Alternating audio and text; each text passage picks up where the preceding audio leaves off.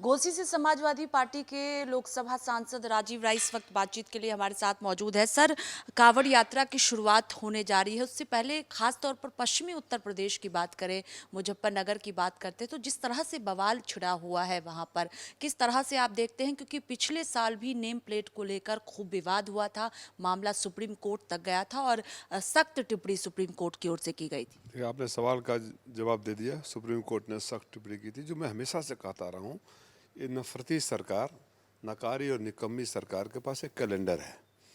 जब भी कोई गंभीर मुद्दा होता है, जब भी जनता में आक्रोश फैलने लगता है, तो ऐसे फालतू बातें करके, नफरत वाली बातें करके उन मात फराज करते हैं और मीडिया उनका साथ देता है। मीडिया का मतलब मैं किसी खास मीडिया को नहीं कह रहा हूँ।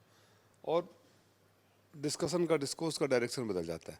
अभी उत्तर प्रदेश का सबसे बड़ा मुद्दा है, मैं भी क्षेत्र में गया था, हमारी कमेटी भी गई थी और मैंने अधिकारियों से बैठक किया था। स्कूलों का मर्जर, विद्यालय बंद हो रहे हैं और मदिरालय खुल रहे हैं। विद्यालय बंद कर मदिरालय खोलने वाली योगी सरकार। टीचर आंदोलन कर रहे हैं। गांव के ग्रामीण गरीब माँ बाप आंदोलन पर हैं। बच्चों का भविष्य अधर पर लटका हुआ है। उस बात से फोकस शिफ्ट हो जाए, इसलिए इन्होंने इस बार ये कैलेंडर का निकाल दिया। इनको भी पता है, सुप्रीम कोर्ट ने पिछले बार सख्त टिप्पणी की थी, फिर अभी वही काम कर रहे हैं। तो एक बार होने के बाद तो नहीं करना चाहिए। तो इनका मकसद कुछ भी नहीं है। इनका मकसद सिर्फ ये है कि जो शिक्षकों की नौकरियां नहीं लग रही है, स्कूल बंद हो रहे हैं, शराब खाने खोल रहे हैं, बरसात में सड़कों की जो हालत है, बिजली विभाग जो बिक रहा है, मैं गया था, नहरों में पानी तक नहीं आ रहा है। जो इनका खटारा और नकारा सरकार है, खटारापन और नकारेपन से ध्यान भटकाने के लिए इस तरह की बातें करते हैं। उत्तर प्रदेश सरकार के मंत्रियों की बात करें या बीजेपी के नेताओं की बात करते हैं तो लगातार ये कहा जा रहा है कि नाम लिखने में दिक्कत क्या है? अगर सही है दुकानदार या ढाबा संचालक तो नाम लिखने में क्यों परेशानी आ रही है? सुप्रीम कोर्ट को बोलते ना, जब पिछले साल सुप्रीम कोर्ट सख्त टिप्पणी किया था तो सुप्रीम कोर्ट के जज को बोलते। मैं बोल रहा हूँ, जो गरीब बच्चे हैं उनको स्कूल में पढ़ने देने रहने में आपकी दिक्कत क्या है? स्कूल बंद न हो इसमें आपकी दिक्कत क्या है? जो शिक्षक भर्ती लटका हुआ है, उन शिक्षकों को नौकरी लग जाए, उसमें आपको दिक्कत क्या है? जो नहरों में पानी नहीं आ रहा है बन जाए, उसमें दिक्कत क्या है? जो सड़कों पर तालाब बन रहे हैं, गोरखपुर से लेके बनारस तक का प्रधानमंत्री मुख्यमंत्री के क्षेत्र के जो तस्वीरें आ रही है, उसको ठीक करने में आपकी दिक्कत क्या है?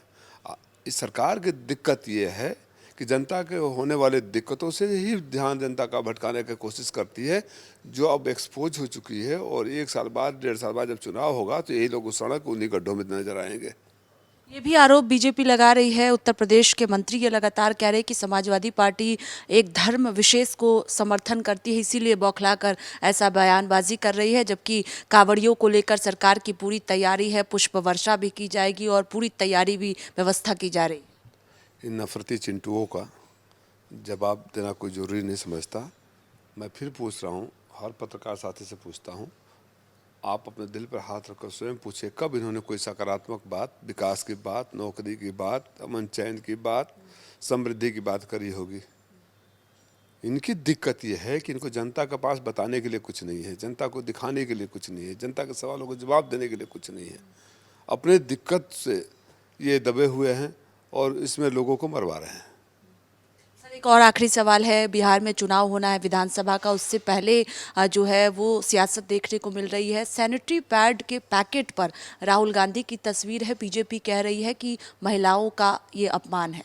मुझे इसके बारे में कोई जानकारी नहीं है, अभी आपके मुंह से सुन रहा हूँ तो कोई टिप्पणी नहीं कर सकता। बहुत शुक्रिया बातचीत के लिए। कैमरा पर्सन देवेंद्र के साथ स्वाति पाठक, भारत समाचार, दिल्ली।